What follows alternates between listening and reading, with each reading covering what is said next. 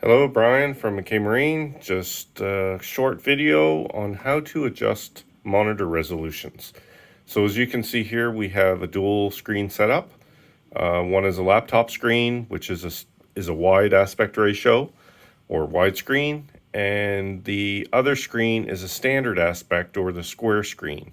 So not the best setup to do. Typically you want to do two wide screens or two square screens. You can actually have a third screen on some of the M series computers and the R1s. Two of those screens have to be the identical image, so either two nav screens and a 3D or two 3Ds and a nav screen. So I'm going to show you how you can go and set this up, because right now if you look, it's an identical image scaled differently because again they are different screens. So we're going to come to the first screen here and we'll just click on the layers menu and you scroll down until you see display settings. So when I click display settings, it's going to pop me up and populate two of these. HDMI 1, which is the external display plugged into the laptop, and the EDP 1. So you'll see a mono and a left and a right. If you select mono, it just means it's going to give you duplicate images. So as you see, like we have here, these two are identical. So what we'd like to do is, I know the EDB1 is my laptop screen. I would like to have that as my nav screen, and then my other screen is going to be my 3D. So what I'll actually do is I'll come here and I will click left. And now what it does, it rescales it. And if you look here, it zooms back out, so I have to zoom back in. I'm going to zoom in here into the boat again, center my boat. And I'll just click OK for now.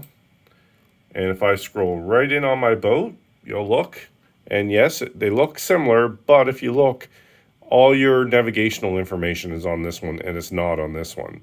So if I click 3D, now all of a sudden I'm getting 3D on my second screen. So with that, I can adjust my magnification, I can control that screen in or out, and this one on the main screen is still free to zoom in and out. So again, to get to that menu, it's just layers, right up here, layers, and then you're going to scroll down to where you see display settings. The other thing you'll see with this, if you look, there's borders around them. So the minute I touch my cursor inside this EDB1, you'll see there's a red boundary on the outside of my screen. And that just identifies that to me, because I may have two wide screens that are identical, and then I get a little confused on which one is which. Or I may have one screen up at the main helm and two screens in the back, or vice versa. So it just helps you identify that. And when I touch the HDMI 1, you'll see the red screen here, highlights. So just a little tip on dual screen with Olex.